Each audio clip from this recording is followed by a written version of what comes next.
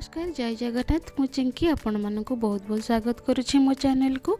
आज मु आपण मानक सहित शेयर करी गोटे बहुत इजी रेसिपी साबुदानार पांपड़। आपण देखिकी ही जानी पारुथिबे केते पतला है पूरा कागज परी आ केते ट्रांसपेरेंट भी बनी। तो यहाँ बनवा बहुत सहज आम को बनईकी रखिपर जिते भी इच्छा आम चाहिए छाणिकी खाईपर। यहाँ खाइला बहुत क्रिस्पी ही लगी था पार्टी पकड़ा मैंने ही मिल जाए। तो चलतु आज भिडियोटी स्टार्ट करवा आ भिडियोटी फुल देखंतु। आपन को जदि भिडियोटी भल लगे लाइक शेयर सब्सक्राइब करेंगे और कमेंट देवा को जमा भी भूलें। तो चलतु स्टार्ट करवा आज रेसिपी। साबुदाना पांपड़ मुझे गोटे गिना साबु नहीं जाइए। आपड़ चाहिए जेकोसी बड़ दाना हो कि छोट दाना हो साबु नहीं पारे। मुझे गोटे गिना साबु को पानी रे भिजई दूची। अल्प पानी देवा जमती सागुटा बुड़िकी ही रहिबो सेति ही पानी देवा भल भाव धोईदेवा तापर पानी देके भिजई देवा। आम 5 ରୁ 6 घंटा भिजई देवा। आपन चाहिए ओवरनाइट भी भिजेकी रखिपारे। तो देखो मुझे ओवरनाइट भिजेकी रखी भल से भिजी जाइए। तो ये ताको आम छाणीदेवा साग को गोटे ग्राइंडिंग जार रे आ गोटे गिना पानी देके ताको भल भाव बाटी नवा। देखो मुझे बाटी सारी। तो ये आम गैस रे कड़ाई बसईदेवा और से जो गिनार आम मापिकी साबु नहीं से गिनार मुझे 4 गिना पानी देदेवी। आम ये 5 गिना पानी यूज कले गोटे गिना पानी आम बाटिबार यूज कले आम 4 गिना पानी देदेवा।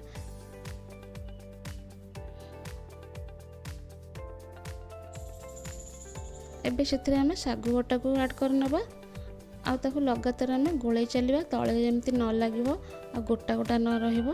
तो ये गोलाई पर मोर 2 ରୁ 3 मिनिट हो गलानी आ टिके बहलिया हो आसला। बबल्स आसला पर्यंत आम गोलाइबा। तो देखो ये किछि समय पर बबल्स भी आसीगला आ कलर भी चेंज हो गलानी। तो ये आम से गोटे चामच जीरा देदेबा आ स्वाद अनुसार टिके लुण देदेबा। जन लुणर मात्रा अधिक करें कारण पांपड़ बहुत लुणिया लगी था। ये मुझे गोटे चामच लंका को छेचिकी गुंड कर ताकू देदेबा। आपन चाहिए लंका गुंड स्किप भी करेंगे चाहिए राशि को भी देपारे। मोर गोटे हो आसला गैस बंद कर ताकू गोलाई देबा। पांपड़ को मु सुखापी ये गोटे मु टीणर प्लेट नहीं जाइए आ मु भल भाव तेल को लगे देछि। एमती पॉलिथिन रे करें ना थाली रे भी करें हल्का तेल लगे कि मैंने बहुत ठंडा है हल्का गरम अच्छी। एबे आम से गोटे गोटे चामच आनी एमती प्लेट रे देदेबा और टिके ताको राउंड शेप देदेबा। आपन चाहिए जमती छोट करें बड़ करें बेसी भी पतला करवानी कि बेसी मोटा करवानी। देखो मुझे जमती देखा बस सेमती ही करेंगे। साबुदानार बैटर को सबू पांपड़ सेप दे देछि। तो ये आम ताको खरारे सुखाईदेवा। तो देखो मुझे खरारे सब सुखाइवाई छाड़ी देछि और 2 दिन पर पांपड़ पूरा रेडी हो जाइए। तो देखो किसी भी पांपड़ भांगिनी सब केते परफेक्ट हो जाइए।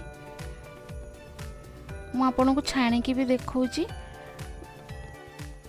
तेल भल भाव गरम करनी और से गोटे छाणिकी आपण मानक देखौछि। देखंतु सांगे सांगे पांपड़ रेडी हो जाउछि किछि सेकेंड रे बेसी भी आमे ताको छाणीबानी। तो आज भिडियोटी केमती लागला निश्चय जणाइबे। आज रहिली नमस्कार जय जगन्नाथ।